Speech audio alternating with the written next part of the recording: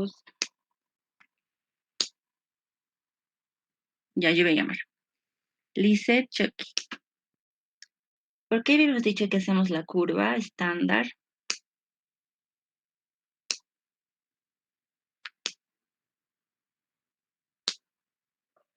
Lisette, ¿me escuchas?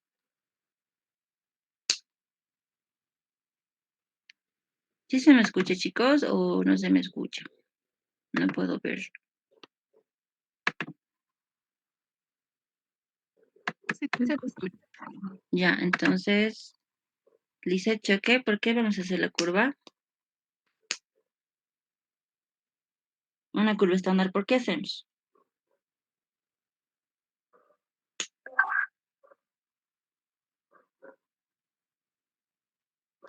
Ya no. Lisette, no estás, creo. ¿Alguien me puede decir por qué hacemos la curva?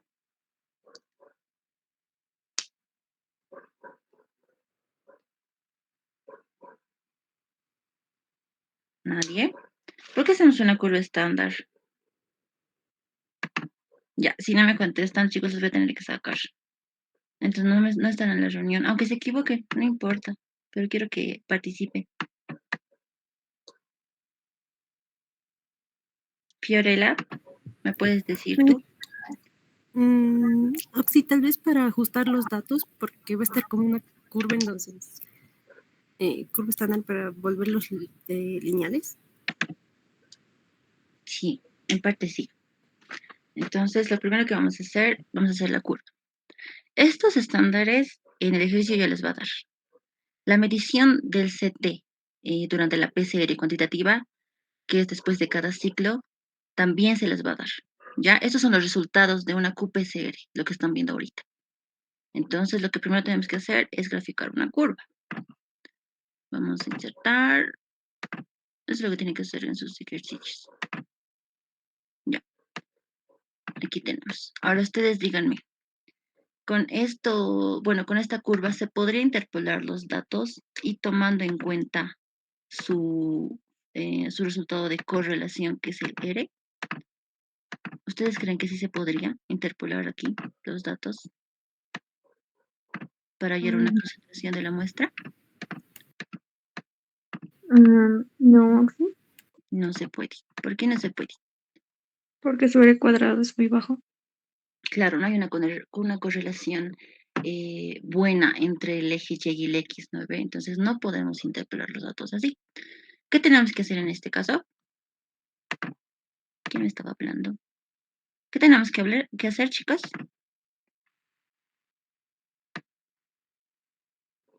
Tenemos que linealizar los datos. ¿Y cómo hacemos eso? Con la ecuación de la red. Ya, pero ¿cómo lo hacemos? Y podemos eliminar datos muy variantes. No, no podemos eliminar datos. Lo que tenemos que hacer aquí es lo mismo que habíamos hecho en los ejercicios que ya habíamos hecho antes. Tenemos que colocar logaritmo a las concentraciones para que se vuelva lineales. Eso tenemos que hacer, chicos. Entonces, esta curva no nos sirve. Vamos a colocar logaritmo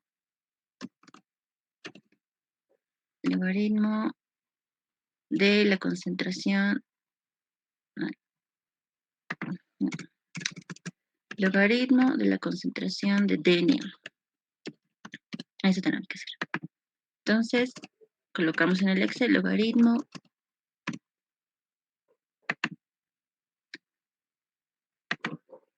de la concentración 1.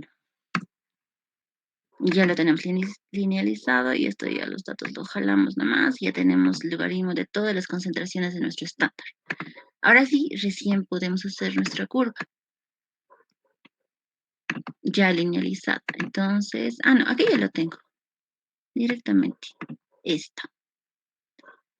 Aquí, chicos.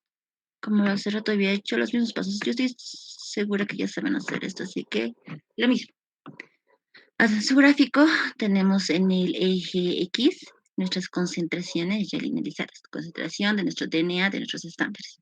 En el eje Y tenemos el CT de nuestro gen 1, que está en azul, y de nuestro gen 2, que es del VIH. ¿ya? Que está en naranjado. Entonces, eso. Tenemos nuestro valor de R, que sí cumple con la correlación, que está cercano a 1, ¿no ves? 0,97. Y para el otro gen, que es el gen 2, tenemos el 0,9. Ambos cumplen. Entonces, ya tenemos nuestros valores de nuestra pendiente de ambos genes y tenemos los valores de B. Entonces, lo que tenemos que hacer aquí es sacar primero un promedio de nuestra lectura de nuestra muestra. La muestra se ha leído en la PCR por triplicado para tener una mayor precisión. Usualmente se hace por triplicado. Entonces, lo que tenemos que hacer aquí es el promedio. Vamos a sacar el promedio de nuestra lectura de nuestra muestra por triplicado. Entonces, colocamos promedio.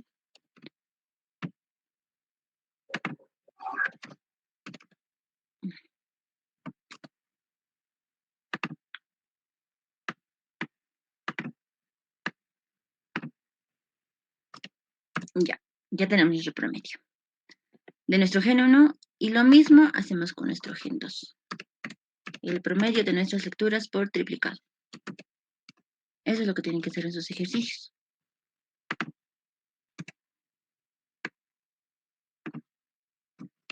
Listo. Tenemos ya nuestro promedio. Nosotros lo que vamos a hacer aquí es sacar la eficiencia y nuestra concentración. En nuestro ejercicio eso nos pide. Tener nuestra concentración, que en este caso sería la carga viral de estos dos virus, en nanogramos por microlitro, y calcular la eficiencia de la PCR para validar que nuestros datos sean válidos, ¿ya? Entonces, importante aquí, nuestra pendiente y nuestro valor de B. La pendiente del eje 1, perdón, del gen 1, que es de la hepatitis, es -3. Entonces, copiamos. Es importante copiar los datos. 481. Siempre con el signo. Ya no se olviden, siempre con el signo. También el valor de B. 49, 4. Y lo mismo con nuestro gen 2. Copiamos nuestra pendiente. Y también copiamos el resultado de B. 37,46,9.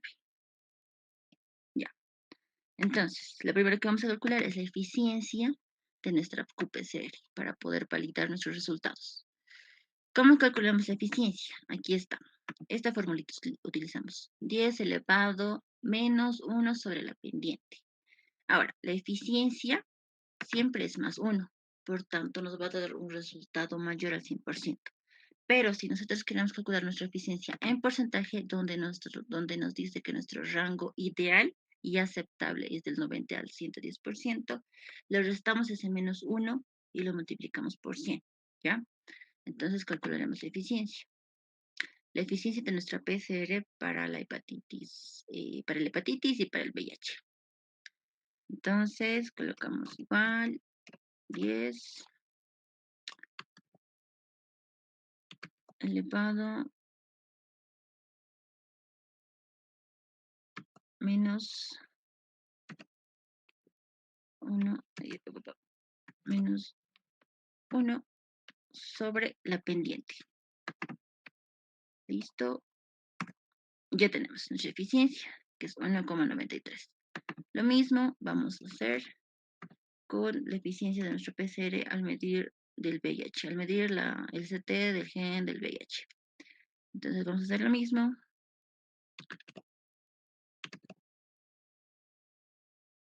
Menos 1 sobre la pendiente. ¿Listo? Ya tenemos. Ahora, nuestra eficiencia, como les había dicho, es el 100% más 1. Entonces, para obtener nuestra eficiencia en porcentaje, simplemente es la inversa, que es esto, nuestro valor de la eficiencia menos 1, que sería en este caso 93. Tenemos 1,93 menos 1 es 93, 76, 92. Lo mismo aquí. Nuestra eficiencia es 1,52. Menos 1 es 52. Ahora, por 100, porque sabemos que la eficiencia lo vamos a reportar en porcentaje, ya se va a volver en porcentaje. Entonces aquí sería 52%. Y aquí 93%. Aquí estamos, chicos, evaluando la eficiencia de nuestro PCR para poder validarlo o no validarlo. Ahora, conociendo ya los valores, ya tenemos los valores de la eficiencia de nuestro PCR para nuestro gen 1 y nuestro gen 2. Como les había dicho, usualmente se utiliza para métodos de diagnóstico, cuantificar la carga viral, etcétera, ¿no? En este caso estamos cuantificando la carga viral. Ahora, conociendo el rango que les había mencionado aquí, díganme cuál está validado. ¿Cuál PCR está validado? ¿De qué gen? Cualquiera. El de hepatitis A. ¿Sí? ¿Quién me ha dicho? Naira Espinaza. Naira. Sí, Naira. Exacto, de hepatitis A. Así validamos. Naira. Ya. Entonces, ya tenemos las dos. Vamos a calcular la eficiencia de los dos. ¿Qué sigue? Vamos a calcular la concentración de nuestro DNA. ¿Cómo calculamos la concentración de nuestro DNA? Con esta fórmula. Es por eso que nos ha servido nuestra pendiente y nos ha servido nuestro valor de B. Entonces, ya teniendo nuestros valores obtenidos de nuestra curva, ya podemos calcular con la ecuación de la línea recta. ¿No ves? ¿Saben cuál es esta ecuación? Es esta. Entonces, en el eje X, les había dicho que es el logaritmo de la concentración de DNA. ¿Ven? Aquí está. Eje X, la concentración de nuestro DNA en logaritmo. Y en nuestro eje Y están los CTs de los genes, el gen 1 y el gen 2, en el mismo gráfico. Entonces, dependiendo de eso, ya tenemos nuestra pendiente, nuestro valor de P. Lo único que tenemos que hacer es despejar, cambiar las variables. En el eje Y está el CT y en el eje X la concentración en base 10 del DNA. Eso tenemos. Entonces, simplemente es cambiar las variables, despejar la concentración de DNA y tenemos esta última ecuación que pueden ver aquí en la flechita y simplemente tenemos que calcular eso con nuestros datos de nuestra pendiente 1, nuestra pendiente 2, y nuestro valor de B1 y nuestro valor de B2 para los diferentes genes que estamos evaluando. Ya, entonces hacemos lo mismo, simplemente la formulita. Vamos a despejar.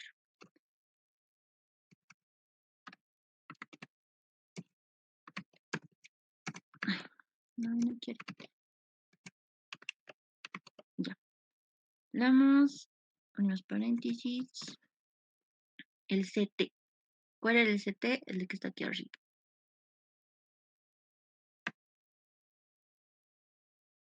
El promedio, perdón, el promedio del CT. De las muestras que es esto. Menos nuestro valor de B, que es esto, dividido a nuestra pendiente, que es esto. Ya tenemos. Aquí nos falta paréntesis para que salga bien. Ya tenemos nuestra concentración y hacemos lo mismo que esto. Colocamos igual 10 elevado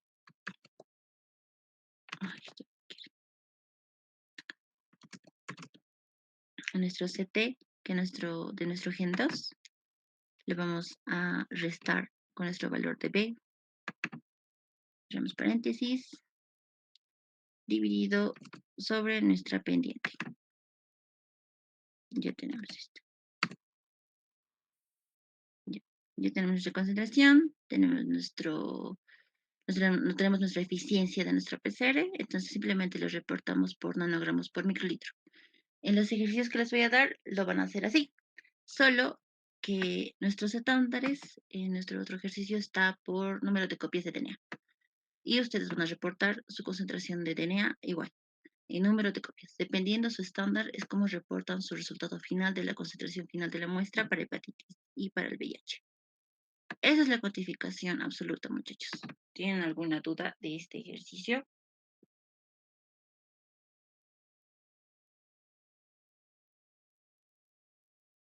¿Ninguna? Está fácil, ¿no ven? Recuerden que en sí el reportaje del resultado que sí estaría validado es esta, la de la hepatitis, la concentración de DNA del gen de hepatitis en la muestra. en una muestra. Solo estamos evaluando una muestra aquí y aquí otra muestra. Entonces, así lo reportan. La concentración final es 343 nanogramos por microlitros de DNA del gen 1 para el diagnóstico de hepatitis o para el VIH, ¿no ves? Sí, pero sí se valida, pero como la eficiencia del VIH de su PCR salió menor a 90, no es válido. Entonces, algo salió mal en esa PCR. La eficiencia no es buena, por tanto, los valores, los resultados que nos dio la PCR, la QPCR, no son válidos. O sea, no podrían dar un falso negativo incluso. Entonces, como la eficiencia de nuestra PCR no es buena, no podemos reportar un resultado como ese. Tiene que tomar en cuenta eso. Ya, entonces, ya que no hay ninguna duda, a ver, ya, no hay ninguna duda. Entonces, vamos a comenzar la cuantificación relativa. Ya, entonces, ¿qué hacemos aquí en la cuantificación relativa? Bueno, eso también se conoce como 2 elevado al delta CT, ¿ya? Este tipo de ejercicios nos va a ayudar a comparar los niveles de la expresión de un gen de interés o de dos genes de interés en una muestra, pero en este caso estamos con un gen de interés en una sola muestra. A diferencia de la cuantificación absoluta, no se va a calcular aquí la cantidad exacta de DNA, sino un cambio relativo en la expresión de nuestro RNA mensajero. ¿Ya? Eso hacemos, chicos. Vamos a diferenciar la expresión génica, como les había dicho, del RNA mensajero, de nuestro gen de interés, que aquí está, es de nuestro gen de interés. En una muestra experimental, con una muestra, vamos a hacer nuestra misma muestra de forma experimental y no experimental. Nuestra no experimental va a ser nuestro control y nuestro experimental va a ser nuestra, donde le vamos a añadir algo a nuestro gen de interés para ver si ha cambiado su expresión génica o no ha cambiado. Un ejemplo de esto podría usarse también si queremos evaluar la expresión de un gen que causa una enfermedad, digamos, una enfermedad autoinmune, digamos, donde va a aumentar o disminuir su expresión génica si aquí le añadimos algún tratamiento farmacológico. Entonces, esto nos podría ayudar a evaluar el monitoreo, digamos, del fármaco. Si la expresión génica ha aumentado y no ha disminuido de ese gen de interés que está causando una bacteria, por así decirlo, como ejemplo. Entonces, si no disminuye la expresión después de que le hayamos dado al paciente un tratamiento farmacológico, es decir, que el tratamiento no está haciendo efecto. Y por tanto, si está aumentando la expresión de este gen, está empeorando la paciente. Entonces, es tipo de un monitoreo, nos podría ayudar a un monitoreo. Entonces, aquí evaluamos la expresión génica de nuestro gen de interés. Ahora, en aquí tenemos que utilizar aparte tipo un gen de referencia. Este gen de referencia nos va a servir como un control, porque sabemos que los genes de referencia, también llamados genes constitutivos, son de expresión constante, sometas o no sometas a un experimento o a un tratamiento. No tiene que cambiar su expresión. Entonces, a ver, por participación, ¿qué me puede decir o me puede dar algún ejemplo de algún gen constitutivo?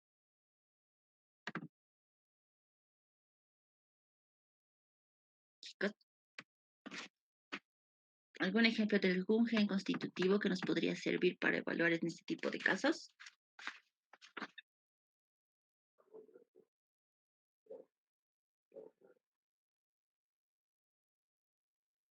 Ya, pero yo voy a llamar. Marca Belén. Ah, Sí, ¿me puedes dar algún ejemplo de un gen constitutivo? Mm, En genes humanos decía que podía ser el gen del gliceraldehído transfosfato, decía. Sí, De ¿no? Hay citro- muchas cosas de sulfato de hidrógeno hasta que es bastante utilizado para este tipo de experimentos. Sí, muy bien, Belén. Ya tienes tu participación. Ya. Entonces, tenemos nuestra muestra que tiene nuestro gen de interés. Tenemos otra muestra con el gen de referencia. Esos dos tenemos. El gen de interés ha sido sometido a experimentos. podemos colocarle un ejemplo. A ver, esta gen de esta bacteria ha sido sometido a a un fármaco, podríamos decirlo. Ya ha sido sometido a un fármaco. Se le ha hecho eh, un tratamiento farmacológico a este gen de interés para ver su expresión. Entonces, nuestro resultado lo tenemos por triplicado.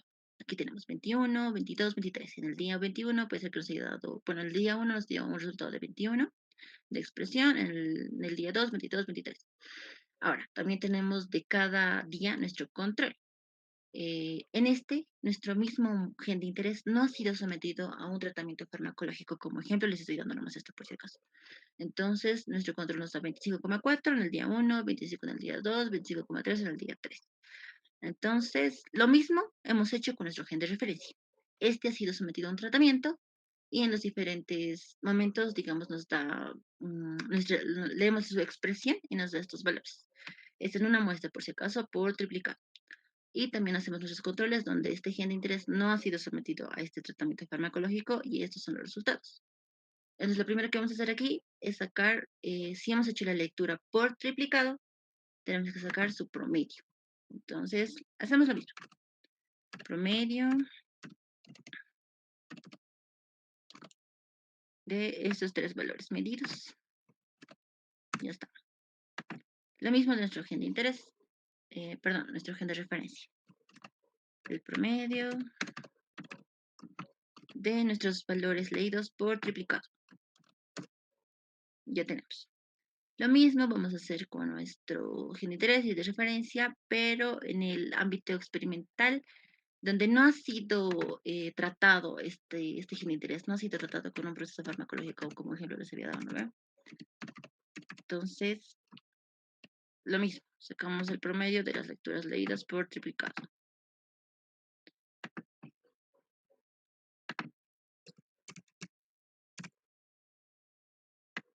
Sí, listo. Y lo mismo aquí. Promedio, las lecturas por triplicado. Está, listo. Ya tenemos el promedio. Ahora a ver. Camila Condori. ¿Estás en sala? Sí, sí, estoy Ya. Entonces, mira aquí la flechita. Tenemos el promedio de nuestro experimento, de nuestro gen de interés. Nuestra expresión nos dio de 22. Y en el control nos dio 25. Recuerda que este control es el mismo gen de interés, pero que no ha sido tratado farmacológicamente. No se le ha añadido nada a este gen de interés. Entonces, ¿tú qué me dirías? ¿Que la expresión génica del control es más elevado o es más disminuido en la expresión génica de nuestro gen de interés que ha sido sometido a un tratamiento? Sería más elevado, ¿sí? ¿Qué es más elevado? El que no ha sido tratado.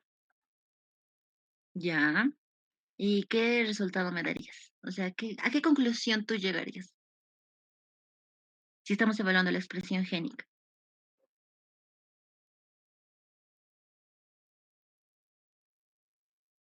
Mira, su CT aquí es 22 cuando el gen ha sido tratado, y su CT, porque estos son valores de CT, chicos, ¿ya? Su CT en el control del mismo gen de interés ha sido 25,2. Entonces, ¿a qué conclusión llegarías? ¿Qué nos indica el CT para que puedas entender?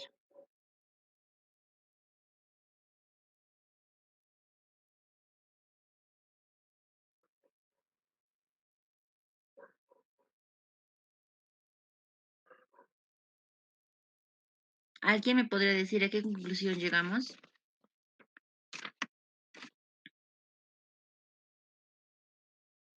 Sí, en el promedio experimental está muy bajo y en el promedio control está en su rango. Si el CT es menor, entonces hay un mayor número de copias, como dice ahí. Exacto. Cuando el CT es menor, hay mayor número de copias. Es como, a ver, tenía un gráfico aquí. Aquí.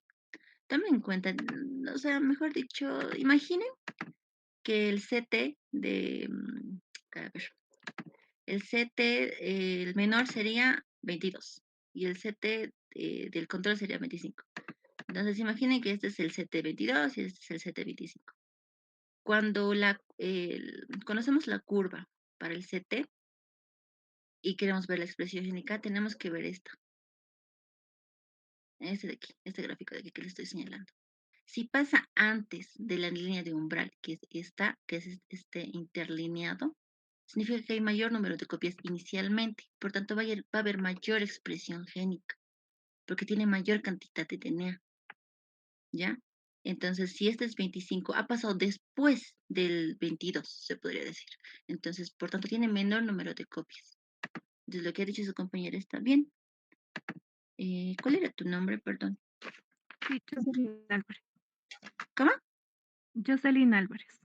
Ah, ya. Sí, muy bien, Alejandra. Muy bien, Justin. Ya. Ya continuaremos entonces. Como bien dicho su compañera y como dice aquí, cuando tenemos un menor CT, vamos a tener un mayor número de copias. Y lo mismo va a pasar con nuestro gen de referencia. Pero él les había dicho que nuestro gen de referencia, como es constitutivo y tiene una expresión génica constante, sometas o no sometas a un tratamiento, por ejemplo, farmacológico, si se dan cuenta, su CT no va a cambiar mucho. ¿No ve? Es casi nada.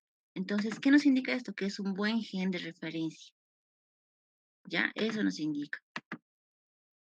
Entonces, lo que vamos a calcular aquí, bueno, estamos evaluando la expresión génica, ¿no ve? Pero aquí recuerden que es la cuantificación relativa. No podemos cuantificar de forma absoluta cuánto está cambiando nuestra expresión génica, porque nunca vamos a llegar a un 100%, un resultado 100% garantizado, así que evaluando, cuantificando, no se puede. Entonces, hacemos la cuantificación relativa y nos preguntamos, ¿cuánto más aumenta o disminuye la expresión del gen? Y eso la vamos a calcular mediante estas dos formulitas. Las dos nos indican la razón de cambio, que nos indica que si es menor a 1, vamos a sacar la inversa, es decir, 1 sobre nuestro resultado de Fault. Recuerden que Fault es la razón de cambio, la razón de cambio de la expresión. Esta nos va a decir si aumenta o disminuye la expresión del gen de interés. ¿Ve? Nuestro gen de interés es este. Entonces, tenemos dos fórmulas. Las dos fórmulas evalúan lo mismo, la razón de cambio. Pero vamos a calcular con las dos y vamos a discutir cuál es mejor. ¿Ya? Entonces, lo primero que vamos a hacer aquí es sacar el delta. El delta de CT. El delta de CT es el cambio o la variación del CT que ha habido de nuestro gen de interés y de nuestro gen de referencia. Entonces, ¿cómo calculamos? Es el CT del experimento menos el CT del control, de nuestro gen de interés y de nuestro gen de referencia. Tenemos que sacar de los dos. Entonces, hacemos eso. Sacamos el CT de nuestro experimento, que es este, nuestro promedio, ¿no ve? De nuestra lectura por triplicado. Del experimento menos nuestro control. Listo. Sacamos lo mismo de nuestro gen de referencia. Nuestro CT experimental menos el CT del control. Listo, ya tenemos. Después de esto tenemos que sacar el delta-delta. ¿Qué es el delta-delta? Es nuestra diferencia de nuestra delta del CT de nuestro gen de interés, que es esto, menos la delta del CT de nuestro gen de referencia, que es esto. ¿Ya? Entonces sacamos lo mismo. Igual, menos el delta CT de nuestro gen de interés, que es esto. ¿Okay? Menos el delta CT, nuestro gen de referencia. Listo, ya tenemos. Ahora, recién vamos a poder sacar nuestro Fault, que es nuestra razón de cambio. Este, en azulito, es nuestra primera formulita. Y el de amarillo mostaza es nuestra segunda formulita. Pero ambos evalúan lo mismo, la razón de cambio de la expresión del gen en relación al parámetro experimental y no experimental. Ya, eso es lo que queremos saber. ¿Cuánto ha aumentado o ha disminuido la expresión sometiéndolo a estos dos tratamientos, experimental y no experimental, que es nuestro control. Entonces sacamos. Recuerden que es esta formulita, el azulito, ¿ya? Entonces hacemos lo mismo. Igual, abrimos paréntesis. 1 más la eficiencia de nuestro gen de interés es este. Aquí está. 1 más la eficiencia es esto. Entonces simplemente lo colocamos esto. 1,73. Y esto lo vamos a elevar a menos delta del CT. Delta del CT de nuestro gen de interés. Aquí está. Delta del CT de nuestro gen de interés. Entonces lo elevamos. Listo. Sobre. Aquí está sobre. Vamos a poner paréntesis aquí para que nos salga bien.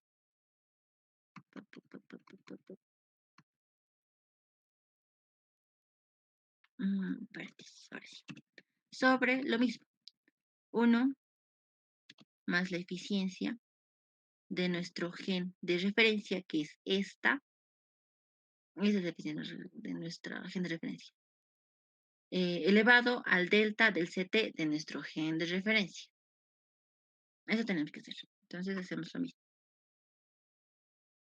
Apretamos el gen de referencia, su eficiencia. Lo elevamos. Ya, elevado al delta del CT. Pero no olviden el signo negativo de la fórmula, ¿ya? Colocamos el delta del CT de nuestro gen de referencia, que es esta. Listo. 5,8. Eso es nuestra razón de cambio. Pero tenemos que evaluarlo también con la otra formulita. Vamos a discutir si hay un gran cambio. Debería salir lo mismo, porque ambos evalúan la razón de cambio. Pero vamos a ver. Hacemos de esta formulita, de esa de aquí. Esta es más fácil. En los paréntesis nos dice que es 1 más la eficiencia, que sería esta, sobre, bueno, lo vamos a elevar al, ¿cómo se llama? Al delta del CT, que es esta que hemos evaluado. ¿Ya? Entonces eso vamos a hacer. Muchachos, espérenme un ratito. Se está desconectando mi cargador.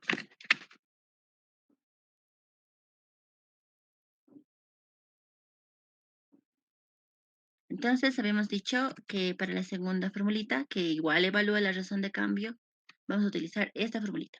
¿Ya? Es 1 más la eficiencia elevado al delta CT. Pero que esta es igual a 2 elevado a menos delta CT. Entonces esto es más fácil. Directamente le colocamos 2, lo elevamos, negativo, no se olvide negativo, al delta CT, que es esta. Es la diferencia del delta del gen de interés menos el delta del gen de referencia. Entonces le elevamos a eso. Listo, 9,2. Entonces, si sabemos que estas dos formulitas estamos evalúan lo mismo, que es la razón de cambio. Ver. Kimberly Paredes, ¿qué me puedes decir respecto a esos resultados que hemos obtenido con las dos fórmulas?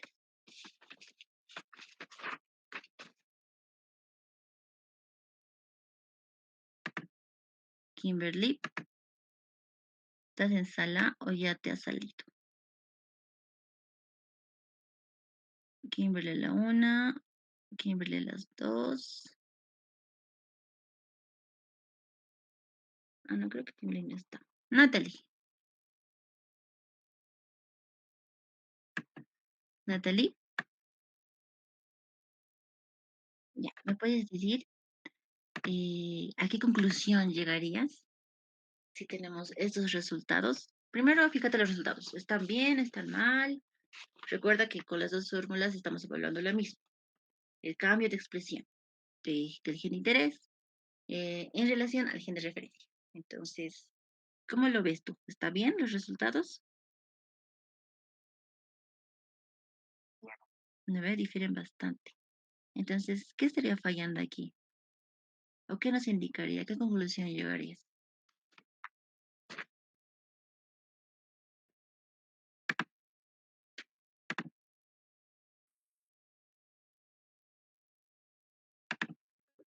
¿Alguna idea? Porque debería salir similar, ¿no? Porque los dos son fórmulas que evalúan la razón de cambio. ¿Qué estaría pasando?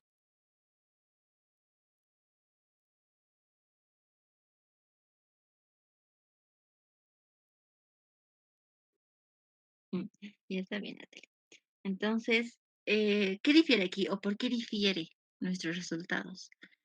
Es por esto, es por las fórmulas. Si ven en la fórmula 1, que es esta, la que está en recuadro, aquí tomamos en cuenta la eficiencia de la QPCR, la RT-QPCR, ¿ya? Porque estamos evaluando el RNA mensajero. Recuerden que estamos evaluando la expresión génica, pero del RNA mensajero de nuestro gen de interés. Eso estamos evaluando. Entonces sería una RT-QPCR. Entonces, esta fórmula, la primera, sí evalúa la eficiencia de nuestro gen de interés y sí evalúa la eficiencia de nuestro gen de referencia. Pero esta segunda fórmula no evalúa la eficiencia. Directamente asume que la eficiencia es el 100%. Y la eficiencia nunca puede llegar a un 100% como tal, porque no hay nada perfecto, siempre hay alguna variación. Entonces, esta fórmula, la segunda, está tomando en cuenta o está asumiendo que la eficiencia es del 100%. Por tanto, no sería recomendable usar esta fórmula si nos da en el ejercicio la eficiencia. Si nos dan el ejercicio de la eficiencia, es lo más recomendable usar esta primera fórmula, porque está evaluando la eficiencia tanto del gen de interés como nuestro gen de referencia. Ya no sería válido esta segunda fórmula. Pero en caso de que el ejercicio o las lecturas que da nuestro CT de nuestra PCR, de nuestra QPCR con reverso transcriptasa, sí evaluaríamos con esta segunda fórmula. Si no nos da nuestra eficiencia de nuestro gen de interés con nuestro gen de referencia, entonces sí tendríamos que usar esta fórmula, porque aquí está evaluando, o mejor diciendo, está asumiendo que la eficiencia es del 100%. Entonces, si en su ejercicio no les da la eficiencia, toman en cuenta esa segunda fórmula. Pero si su ejercicio les está dando su eficiencia tanto del gen de interés como el gen de referencia, van a tomar esta otra fórmula, que es la primerita. ¿Ya? Entonces, muy bien. Eso. A ver, otra persona. Vanina, ya tenemos nuestros resultados de nuestro olfato, que aquí dice que es nuestro cambio, nuestra razón de cambio, ¿ya? Que venimos, si estamos midiendo cuánto más aumenta o cuánto más disminuye la expresión de gen. Recuerda que estos resultados que tenemos en azul y en amarillo son relativos. Entonces, ¿qué me podrías decir con este resultado? ¿Qué nos indica este 5,8?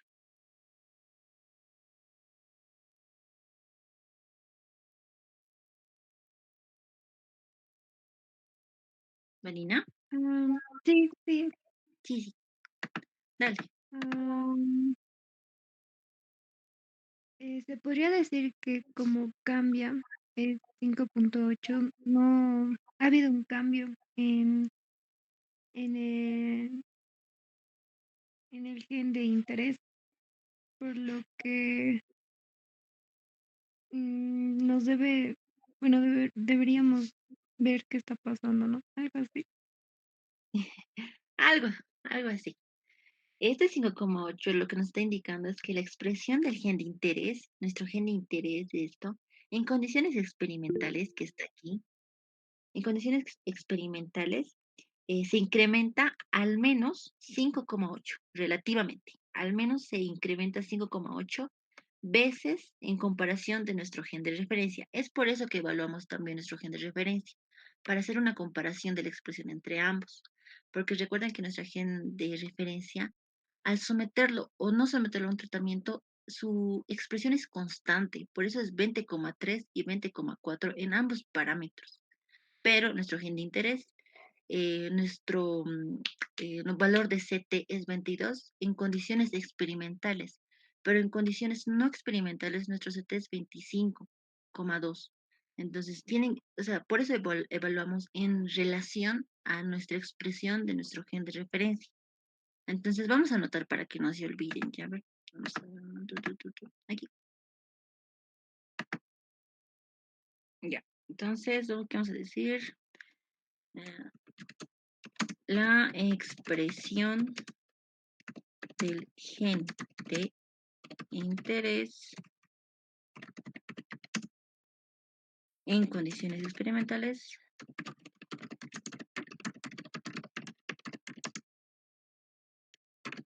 se incrementa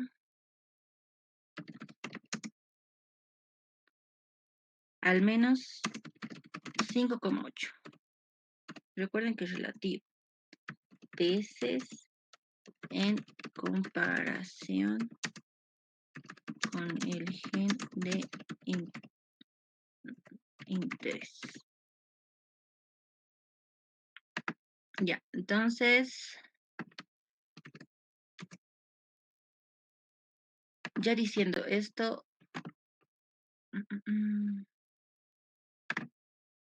ya diciendo esto, muchachos, ¿quién me puede dar un resultado similar con este valor del 9,2? Ya, dime.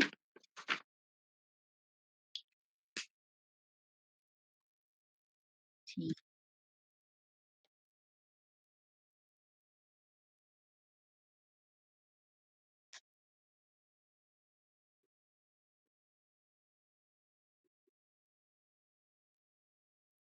Ujú. Exacto, 9,2 veces en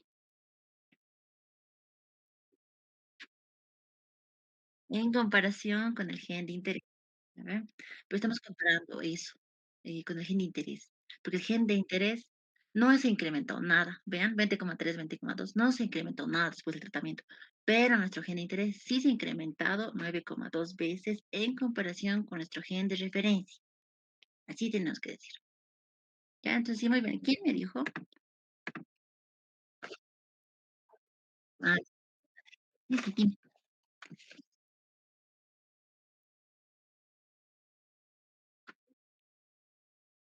No, no, sí o sí con los decimales. Siempre se repite con los decimales. No se no puede redondear, chicos. Y recuerden que es absoluto. Están haciendo tipo están diciendo al menos se incrementa esta expresión del gen de interés. Entonces, si lo redondean, no sería, no estaría bien dicho. Entonces tiene que colocarlo todo. ¿Ya? Natalie y quién era Pani. Ya, listo. Pero en su ejercicio que les voy a pasar, si bien pueden reportarlo como está aquí escrito, con el resultado 1 y el resultado, el resultado 2 de las dos fórmulas, en el resultado 2, como hemos dicho, no está evaluando la eficiencia de nuestro gen de interés y nuestro gen de referencia. Está asumiendo que la eficiencia es del 100%. Entonces, como tiene que reportar es lo mismo que ha dicho su compañero. La expresión del gen de interés en condiciones experimentales se incrementa al menos 9,2 veces en comparación con el gen de referencia o gen constitutivo. Sin embargo, este valor 9,2 no toma en cuenta la eficiencia del RT-QPCR. ¿Ve? Recuerden que cuando hablamos de eficiencia estamos evaluando al método, que es QPCR, pero en este caso es RT-QPCR, porque estamos evaluando la expresión RNA mensajero. ¿No ve? Por eso es RT-QPCR. Entonces así van a reportar. Lo mismo que dice su compañera, lo mismo que está aquí arriba, pero van a añadir que este valor 9,2 no toma en cuenta la eficiencia del RT-QPCR. O sea, que asume que la eficiencia es 100%.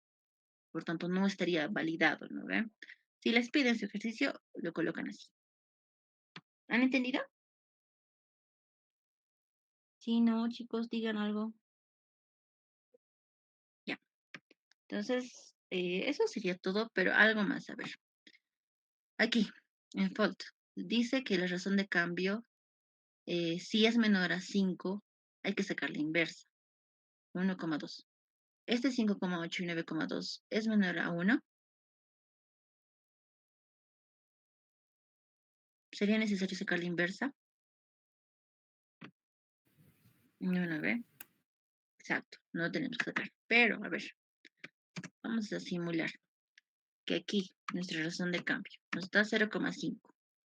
A ver, a ver, a ver. No participó. Hace rato no me ha contestado Lisette Choque. Lisette, ¿qué pasaría aquí? ¿Qué hacemos? Aquí saca la inversa con el 1 dividido entre 0.5. Ya, entonces vamos a suponer eso. Vamos a hacer 1 dividido a 0,5. Tomando en cuenta que ya tenemos nuestro valor default, ¿no ven? Nos sale 2. ¿Qué conclusión llegarías? ¿Cómo reportarías tu resultado? ¿Este 2 qué significa? Que la expresión del gen se va a incrementar al menos 2 veces en comparación con el gen de interés. No, al revés. Cuando sacamos, chicos, nuestro fold, que es nuestra razón de cambio, ¿no ven? Hemos dicho que si es mayor a 1, se va a incrementar. Decimos que se incrementa. Pero si nuestro fold sale menor a 1, tenemos que sacar la inversa de fold. 1 menos 0,5, que nos sale 2. Entonces aquí nuestra razón de cambio ya no aumenta, sino disminuye. Entonces tendríamos que reportar la expresión del gen de interés en condiciones experimentales disminuye al menos 2 veces en comparación del gen de interés. ¿Se ha entendido? ¿Se ha entendido esa parte? Ya. Entonces, tenemos nuestro fold. Vamos a colocar aquí 0,5. Esto obviando, porque esta fórmula no está validada. Ya. Entonces, 0,5 sale nuestro fold. Es menor a 1. Nos dice que la razón de cambio, si es menor a 1, sacamos la inversa. Entonces, 1 menos 0,5. Digo, perdón, 1 sobre 0,5, que es la inversa. 0,5. Nos sale 2. Ya. Ahora, la razón de cambio, si es mayor a 1, como hace rato nos ha salido 5,8, ¿no ven? Si es mayor a 1, nosotros lo reportamos como que incrementa. Nuestra expresión de nuestro gen de interés ha incrementado en relación al gen de referencia. Si sale mayor a 1, nuestro fold. Pero si nuestro fold ha salido menor a 1, nosotros vamos a reportar que ha disminuido la expresión de nuestro gen de interés en relación a nuestro gen de referencia. Entonces vamos a reportar la expresión del gen de interés en condiciones experimentales disminuye al menos 2 veces, porque es la inversa de fold, en veces en comparación a nuestro gen de referencia. ¿Se ha entendido ahora sí? Ya. ¿Alguna duda, chicos? Solo son estos dos ejercicios. Absoluta y relativa. Solo son fórmulas y saber interpretar el resultado. ¿Alguna duda? ¿Alguna duda? ¿O quisiera que les vuelva a repetir algo? Porque eso es todo. Después, son sencillos estos ejercicios. Recuerden que es para QPCR. Puede ser RT-QPCR, como en el caso de cuantificación relativa, que vamos a evaluar la expresión génica RNA mensajero. ¿No ve? Que lo vamos a llevar a DNA copia y luego a una QPCR. Pero estamos evaluando la expresión génica de nuestro gen de interés en relación a nuestro gen de referencia. Es por eso que necesitamos un gen de referencia. Porque de aquí vamos a evaluar cuánto, más o menos, de forma relativa, ha incrementado o ha disminuido la expresión génica después de ser sometida a un parámetro experimental como un tratamiento farmacológico. ¿Han entendido esta parte de la cuantificación relativa?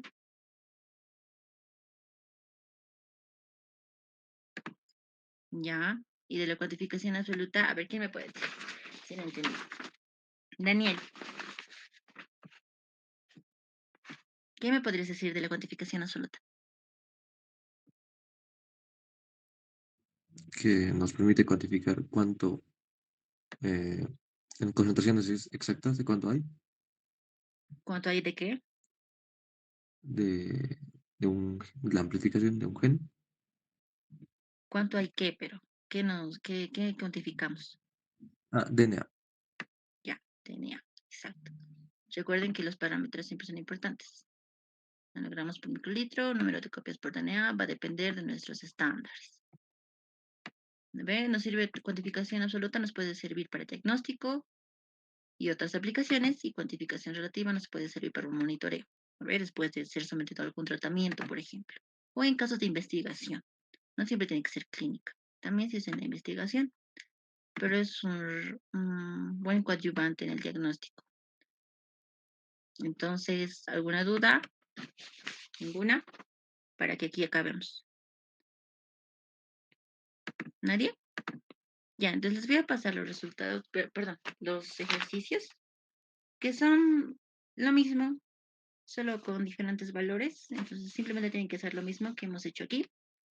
Sacar gráficas, hacer los cálculos y van a reportar eso en su cuaderno. Les voy a pasar un cuestionario que es de QPCR igual, donde van a responder las preguntas y van a reportar los resultados, como les he dicho aquí. Entonces, si no hay ninguna duda, voy a dejar de compartir.